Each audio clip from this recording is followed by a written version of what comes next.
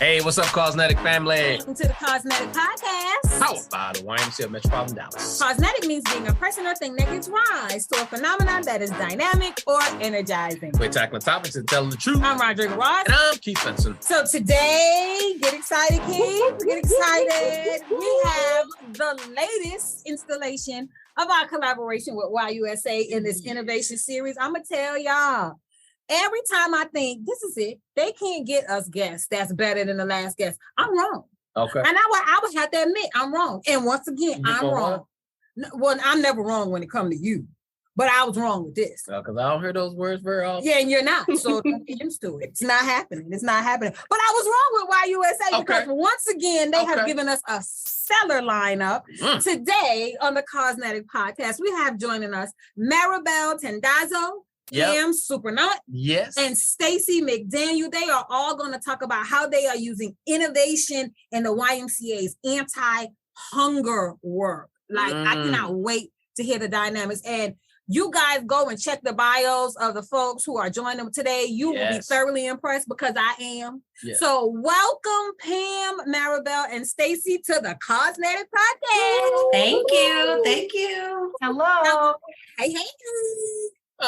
We're going to kick this off with Stacy. Because Stacy sits at the ivory tower, you know.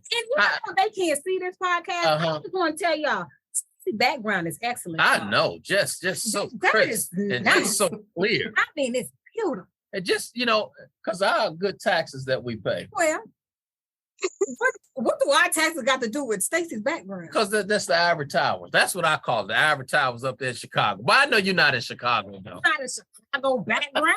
It's actually the fruit of the land from South Carolina. I've got homegrown daylilies going on in the background. Okay. Carolina. Because you're from the East Coast, you are all right with me. It's good. But we digress. I know. Stacy's background is beautiful. But hey, Stacy. Hey. Stacey, you've been doing some dynamic work, supporting a lot of Ys throughout the country. Can you just talk at that high level of kind of your role and what's the innovative things that you're doing that's spreading across the United States? So I have had the unique pleasure of working both on the local Ys, doing anti-hunger works in my hometown community with my own Y, and watch that really just transform our community and getting groups involved and creating awareness about the need was there, and then really empowering the community to respond to that need, to work together, to come up with better solutions to make sure that kids had the food they needed to thrive, and also the activities, the encouragement, the mentors to really help them overcome that nutrition gap, right? We just feel all children have the right to good quality nutrition consistently. And good it's about good quality.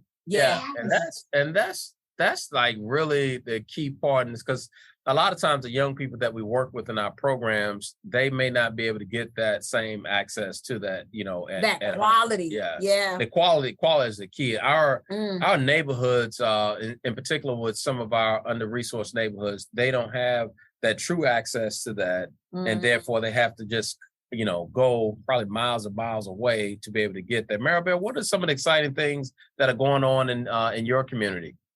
Some very exciting things that I'm very happy to talk about. But I do want to add, how about this blurred background here? Girl, you didn't give me kudos for that. A good blur ain't never hurt nobody. With foundation, I'm telling you, a good blur will hide a multitude of... Well, thank you. But just as Stacy mentioned, I mean, I think all of our Ys across the movement had talked about, you know, feeding our kids the nutrition that they're looking for, but also inviting them to these safe spaces that they need. Our Y here, we're with the Greater Valley YMCA in Pennsylvania. We're very intentional about serving our community, and it really goes from cradle to seniors. So we have our childcare feeding programs for infants all the way through our school age kiddos, our camp program, but we also have open sites for our youth to come in. So before they're coming to activities or programs, they have, you know, another location, another place that they can come and enjoy a supper after school. Yeah. we, started this work feeding the kids, but we quickly realized that it could not end there. We were seeing that need with our adults coming in, with our seniors coming in, especially at locations where we have a warming station for vulnerable populations, our homeless neighbors, a low-income housing. So we found innovative ways to really tie in and engage our community, our partners, our corporate partners also to support the work that we're doing. So we really go into inviting volunteers. Just recently, we had a corporate partner come in and sponsor a new community garden at one of our sites.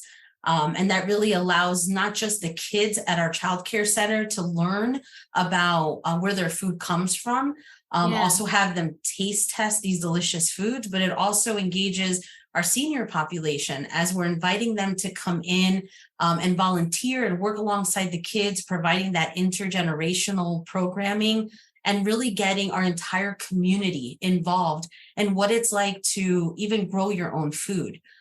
We saw how vulnerable our food system was really in light of the pandemic. So this is a way for us to respond to it and making sure that our community is prepared, not just with the wholesome food and nutrition, but again, for that space to come together and even, just prevent isolation too.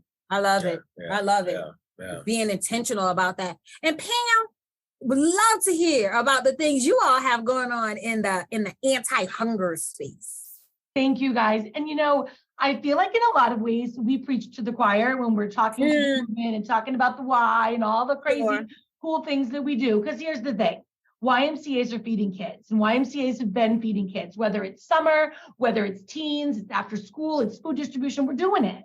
Yeah. But it's sometimes the little things, and I'm here today to talk about our littlest humans, our preschoolers, our 3 and our 4-year-olds who, we don't just want to, nothing against the chicken McNugget, but we just don't want to throw chicken McNuggets at them. And the idea is that food is medicine. And let's start giving our kids great nutrition in their early years. But let me tell you, our parents are overwhelmed. They are young. Yeah.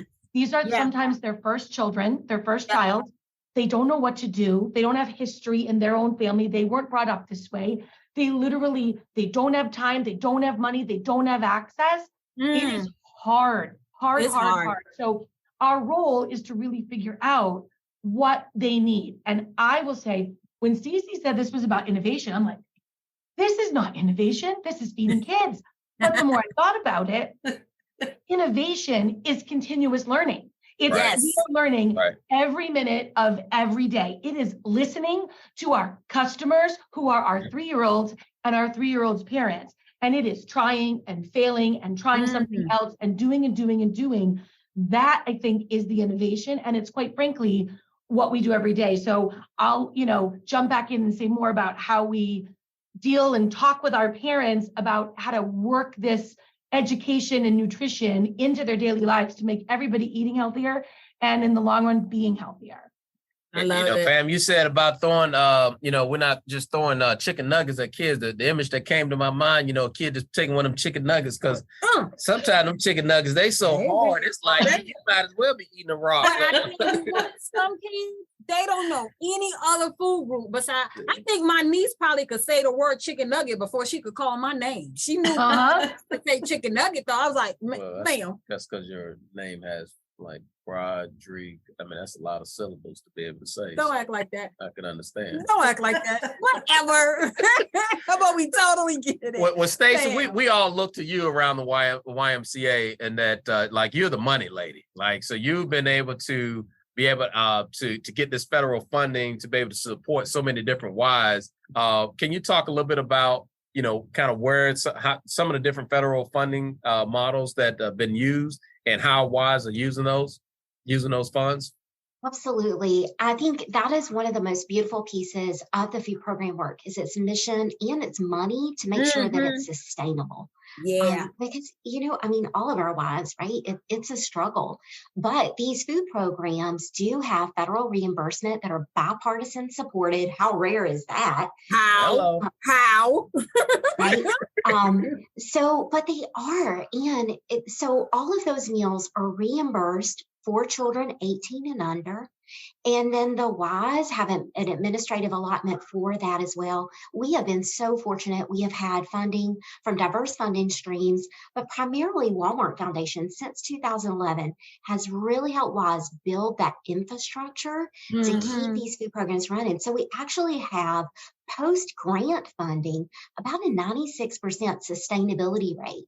So once a Y starts these food programs, they are able to keep that food coming into those children in the community year after year. It is sustainable. And we have seen when Pam said, like, I think at the Y we short sell ourselves, right? We're like, that's not innovative. But in reality, both Maribel and Pam are incredible innovators. And so are so many other Ys across the country, because one, they're listening to their community. They are actively asking parents, what is working for you? What is not working for you? How could we make this better for you? And listening, not just asking a survey, but then taking what they're hearing in using that to tweak the programs, to design the services, also working with community partners. All of us have different partners available and resources in our community, so we can pivot, right, to complement, not compete, and really enhance that food access network for our families all across the country. I don't think I've ever been called the money lady before, right? That was new for me. Just gave you a whole new title, Stacy. Just gave it a whole new title. Show me the money. Show me the money. But I came from the Georgia Ys, and one of those CEOs, he said, without money, there's no mission. We have to be able to fund our mission work and keep it going. And the worst thing we could do is start providing meals to families, have them rely on that, and then pull the plug, right? We want to, I mentioned consistent access to nutrition, because we want to be able to keep that access going. And really opening the doors to think of who we are, who we as the YMCA can be, and we're uniquely poised to be. We're not a food bank, but we are a safe, trusted space that any family can walk into the door and not be questioned about why they're going into it, right? Because hunger has a sense of humility about it. No one wants to admit they can't feed their kids. They can't feed their kids. Right. Yes, absolutely, absolutely. Right, but instead, we can spin it. Hey, I'm going to the Y. My kids are going to have a great time. And while we're there, we're going to enjoy a complimentary meal. And hey, they actually had a whole bag of produce with taste testing opportunities for us to try. And recipe cards. I love it. I love it. I would tell you that, the Lunch and Splash program at the Moreland Y is still going on to this day. Yeah. And it gives, like you said, that I like the way you worded that, and that is a complimentary meal to be able to come up, and it doesn't, it has a better sound to it when you tell that story there. Just the food. I will say, working with parents and being conscious and conscientious of allowing them to access services for their families with dignity, right? Because I'm going to sound real smart. You ready? I always sound smart, but I'm sound extra smart. You ready? Yes. Let's see. So, according to Maslow's hierarchy of needs, Maslow says that one of the very basic tenets of human survival is food. It's food, water, and clothing. And Maribel can I definitely want you to jump in on this. She can probably speak as that community director of community impact in her community with that DEI focus. When you're talking about under-resourced and access deficient populations, no matter where you come from, what your lived experience is, everyone has that same primary Maslow need. Food is one of those things. Regardless, but the way you get the food to the people, the way you help them preserve their dignity, the way you listen to them and give them voice in the process is the game changer. And so, Maribel, because of the overlap of your work, and you're dabbling in both those spaces, the food space and the DEI space, and in some instances working with under-resourced populations, what are some of the innovative ways that you're marrying all of those concepts?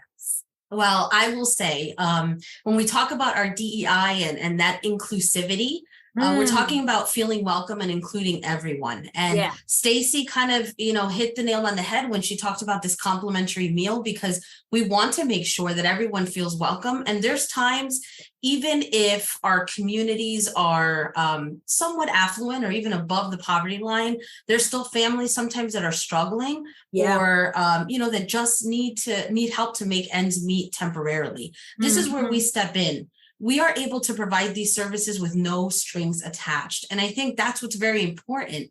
Pam mentioned, making sure that we're listening to the voice of our preschoolers, but making sure that we're listening to the voice of everyone, being that trusted partner, and making sure that when people are walking in, either to our Ys or if we're at a park or a playground, that you're feeling welcome, and that regardless of your race, your income status, that you are feeling like the Y is a partner and a trusted voice. And in it the same, you're making sure that your community partners understand that that's what the Y is there to do.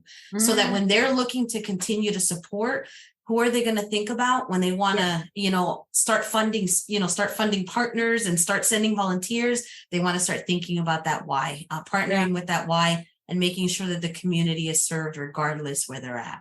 I love it. Creating a sense of belonging through food. Yeah. Which, if we all had to think of like some of the most fun times at our home or when we went to visit people, I'm sure there was food in. Like some of my best times was sitting at my grandmama's kitchen table while I ate whatever she gave me, because baby, she could make water taste good. Right? And by no means, I was definitely one of those kids who would be considered poor and access deficient and under-resourced. But I tell you, my grandmother, she could take a piece of paper and you'll be like, this is fine dining. If I go back to my youth days, I remember going up to my rec center and getting a free lunch. Yeah. I mean, like, we look forward to it. Yeah. We was latchkey kids, right? We had to stay in the house. My mom, stepfather had to work. And but to go up to at lunchtime, go up to the rec center. You know what day and get that food. Well, we used to get that square pizza. Let me tell you, that square pizza used to set it off. I'm gonna tell you like this. Mine was bologna and cheese.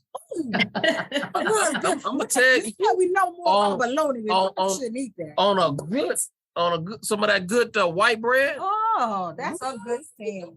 Now, but Pam, now you've trained more folks across the country than anybody else, on the team there.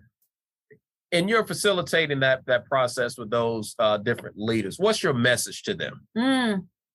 Well, there's a lot of them, but people come first. This is people-centered, human-centered work. Love it. And I think that information is power, and parents are the experts on their children. And we can't just jump in with the answers and let me do this for you. This is with work. We are doing this with you. We're not doing something for you.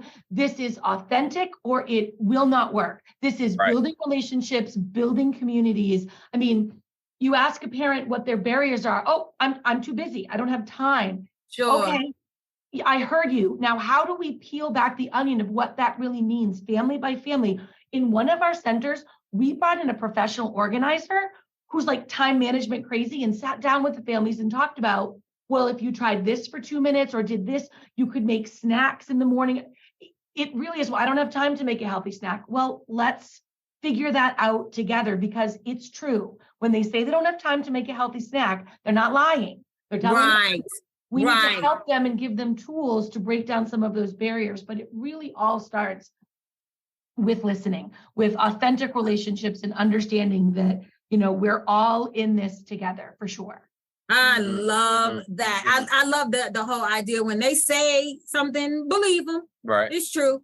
And let's work from there. Oh, that's good stuff, Pam. Pam, she probably should go. She was preaching just then. She probably should. I should have. But don't. He can't be in your choir. Please don't let him be in your choir, Pam. My CEO was a preacher back in the day. He whips out his Bible and he's like, Pam, I'm going to read from this Bible. I'm like, okay. I love it.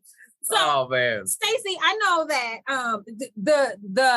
the challenges that you all are tackling around food insecurity and access to food and healthy food choices and stuff is not new, but it absolutely got exacerbated through the pandemic. And that's when we really, I've been kind of fangirling, watching you behind the scenes, and I just saw you on LinkedIn, and you had this amazing visit and recognition. Kudos to you. But that's really when, because that was the kind of work we were doing here in Dallas, really leaning into that food insecurity and more of our branches than we just had normally done it. But that really was your time to shine. Can you tell us how the work and you are moving differently since this whole idea of food insecurity and access really took center stage in one of the most, what most people would think, one of the richest countries on the planet, and we still have this challenge. So how did your world change because of the pandemic? I get chills when I think about it. And I want to point out, both Pam and Maribel are food SDP facilitators. They coach otherwise in the country. And we had a team of about 18 facilitators at the time who coached. So all of this time, we've been building these relationships, these monthly conversations, right, with monthly support webinars that are available to anyone, team calls, one-on-one calls. We've been building our capacity over and over.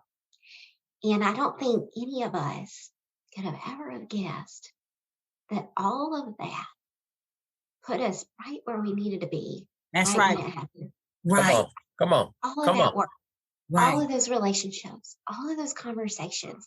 We literally, and Pam, I know you'll remember this moment. We were in DC, right? But the day before the country, literally everything shut down. We had a meeting, a capacity building meeting, invited all these CEOs in to come and learn about food programs, right? And then who would have known the following week we'd all be shutting down. Yeah. And we went from 1 in 8 kids facing hunger to 1 in 4. Literally, our schools, right, where those kids, keep in mind, kids are getting breakfast and lunch 5 days a week at school. All of a sudden, that's gone. All of a sudden, families' jobs are gone. All of a sudden, right, you see the food lines.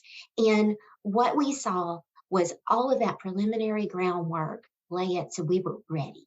We were ready. And you saw Wise. Gosh, we had some Wise. I'm thinking of Monroe, Michigan. They went from serving 100 kids on Friday to 1,000 kids on Monday. One weekend's time. Come on. We had these Wise who just scaled up. We had, right, our pickleball courts became food warehouses. We started stocking foods. We deliver food. We gave it out in such big ways. And to me, that was the moment. I have never been more proud to be part of the YMCA than I was in that moment, when we put everything aside and we just met our community's needs. Despite our own hardships, right? We had, I think nationally, it was 98% of staff across the country got laid off.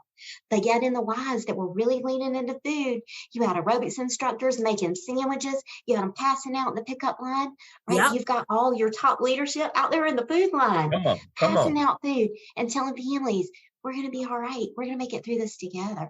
Yeah. And I think that was one of those moments where I think we like to call ourselves a movement, right? We want to be a movement. What is a movement? What is a movement if it doesn't respond to the most pressing and urgent need? If we don't listen to what our families are telling us and believe them and not pass judgment, but just give them the services and the support they need. I mean, I love that. That's I love that. So, that is absolutely true. I agree. You know, when we talk about then what you were talking about, over 3 million homes were food insecure during that time right there. But yet the Y stepped up in many different places all across the country. And the great part about it, it wasn't even a coordinated effort. You know, when you talk about all of our 900 Ys, but our mindsets, because we are on one accord to be able to be there for the community, we all interacted in this similar space. And then it was after the fact that we all came together and put some real strategy to this thing right here. It probably was good we didn't have to pre-plan, because good gracious, we were planning the death out of something, man. I gotta tell you, I gotta brag on our colleagues in Alabama. The Birmingham schools reached out to that Y and they were like, hey, you gotta help. We need to feed all these kids. And the Birmingham, you know, they had not gotten into that food program work. And so they called, they're like, hey, what do we do? I was like, hang on. And then Montgomery, who'd been doing all of that work, right, with their CEO, Gary Cobb, we're like, Gary, would you be willing to sponsor them? Within 1 week, they got approval, got those meals to the kids. Yeah, it's like our network, like, damn. Yeah. What's the bus? Bus that I was going to steal that name. Yeah. I figured, Gary might fuss with me. But I was going to steal it. Like the innovative ways that people thought of getting food to people and not necessarily falling back on some of what of our more traditional practices. Come to our Y, come to our building, the Taj Mahal, the end all to be all, right? And it's like, look, I need to get you this square piece of pizza. Right. I'm going to meet you where I need to meet you. Absolutely. To get food to you. I love that. So Maribel, tell us more about how in doing that, in making that shift, right? In doing that pivot in Pennsylvania, because we recognize that while so many things were the same in the shift and in COVID, it seems that when people thought that COVID had subsided and it's over, we're kind of going back to some of the old ways, but you guys are keeping some of the momentum going, right? Like really staying tapped into that energy that you felt that COVID exacerbated. So tell us about some of the things that are happening in your neck of the wood in Pennsylvania. Well, I will say, right, authentic relationships so important, because even after the pandemic, even after we worked so hard and we moved so hard to create this innovative space, we all leaned on each other to continue working. Across the region here, from east to west, north to south, I think all of our Ys across this Commonwealth have all really changed the way that they have looked at the food programs and what they've done. Everything from our community gardens to even serving at food festivals, right? Where typically that's not a space that you're used to going. But when you think about being at a space where our community is being served, and there it is, the Y, their tent, their food, providing this complimentary meal, we're there, wherever we need to be. And I think that response to what our community needs is very important. Some Ys have turned their equipment closets into pantries, working with local food banks and serving these shelf-stable meals. Others are continuing to even, push out the fresh produce, making sure that our families have that access, and not just the access, but the education behind it, right? So what do you do when you get this piece of unknown kumquat or, whatever it is? Like, we'll help you figure it out. That's what we're here for, providing the nutrition and the education to serve. And by the way, I don't eat kumquat, so I don't even know why I use that as an example. But here we are. I had the same experience with bok choy. I was like, what is that? And my first inclination is to fry it. But I participated in a food program, right? I'm just kind of the fly on the wall looking at, I learned about it, and we got to make this little recipe with it. And baby, I was like, who choy? I had never known what a bok choy was. So that. Speaking of which, Pam, there's this thing. I love the way you're saying that there's this human-centered approach, right, to access to food. And in doing that, listening to people and respecting their perspective, their lived experience. Can you tell us how their culture and the things that they really like food-wise kind of play into the things that you introduce them to, the things that you buy, how you listen, how you address some of those things? Because I love that concept of humanizing, putting human in the center, and all the solutions emanate from there. That's a great segue and question, because, in the middle of the pandemic, a lot of people, and this has been our thinking, well, any food is good food. Some food is better than no food. And there's some truth to that for sure, that some nutrition is, better than no nutrition. But, in Worcester, Massachusetts, the second largest city in New England, not just Massachusetts, but all of New England after Boston. 40% Hispanic Latino, another 30 to 40% African American. They want rice and beans. They do not want a hot dog. Not that even a hot dog is nutritious, but the idea is, what are the foods you eat? How can we, make them healthy? How can we try other foods? How can we make combinations? But it really is about meeting everybody where they are. Every family is so specific. And this is what takes the time that, some people need a box of food and they just take the recipes and run with it. Other people need a little bit more coaching and help. Yeah. Some people really need connecting. You think, oh, well, if they have a voucher for childcare, they must be getting their SNAP benefits. No, they're not. It's the whole family. It's the child is not just about the food, because the parents are worried about paying their rent and they've lost their jobs and all of these things. Nothing lives in a vacuum. So it really is figuring out, okay, let's get them the benefits they need. Like farmers markets. In Massachusetts, you got double your SNAP benefits if you went to a farmer's market. So we literally became the network of farmers markets. And to your point, come to us, let's bring the farmer's market to you. And that's what we did. We ripped the seats out of our after school vans and we put all of the food in it, and we drove door to door, house to house, and brought people what they need, because it's really about making those connections between the food and the resources and the people who don't have access. And that's the problem. I love that. And having lived in Worcester for a couple of years, fun facts. So I understand that completely. And I was working at the time, but I would have been one of those parents, right? That I'm gainfully employed, I'm working, but I had two little kids. And sometimes the ends was not meeting. Right.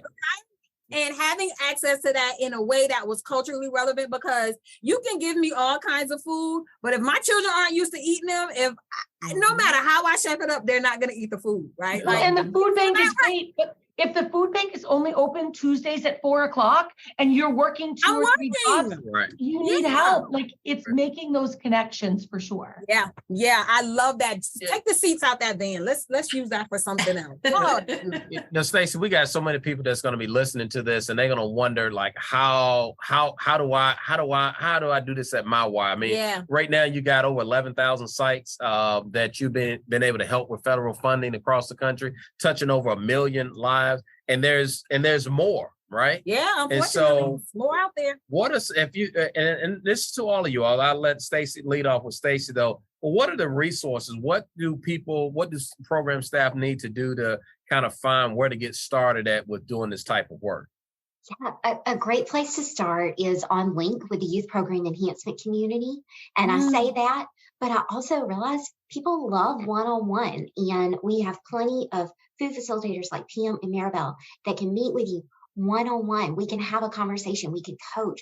There are resources from A to Z. Anything you want on food. We got emergency hunger relief. We got weekend meal, teen meal toolkits, sustainability fundraising kits, right? It's all there.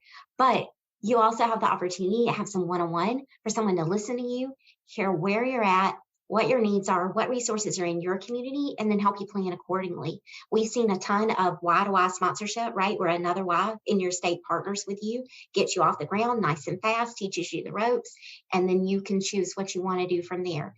There are so many entry points for food that literally every Y in the country should be doing this. This is a way. Yes. And Maribel, I'll toss it to you next. From a resource, and then Pam, I'll follow that with you. What resources would you recommend out there, Maribel? Well, in addition to our phenomenal team at YUSA and our resources with Link, when you're looking at your own communities, reach out to those partners that are already either in this space or who perhaps might be interested in being in this space, and continue to have those conversations. I will say, when you're silent about the work that you're doing, no one's going to know what you're doing. We know you share it, even if you don't know what you don't know.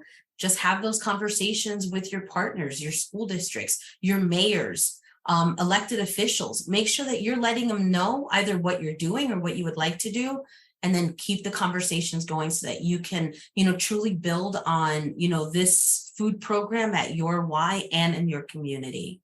Oh, that's good stuff. Cheat codes, the cheat codes are coming y'all's way. And of course, Pam, in true preacher, wrap it up, right? Wrap all of the great things. What advice do you have to folks who need and really want to get into this food game? Well, I'm going to keep it real, okay? Because let me tell you, every Y is as different as every community and almost every family. They are big, they are small, and a lot of them, you've got one Y staffer with 27 hats on. And they're doing all the things, and what do they do? And this isn't a priority, and oh my gosh, the strategic plan, and blah, blah, blah. So at the end of the day, there are resources. You need to start where you're at. Don't try to do it all at once. Do little things, get help. Literally, we're all here to help you. I will answer the phone every minute or every day. That's literally The YMCA is so great at sharing, not stealing from each other. We absolutely will just give everyone best practices, talk them through an issue, because every community is different and every partner and all of those things. So start where you are, ask for help, and just take one small step, and it's going to be amazing. It's going to snowball. Oh, amazing. Now look, you all said linked on a couple of different times. While we know that is the place for information, everybody, can operate link to say, so can you tell us specifically on link, where do we go to get all this great information? How do we get there?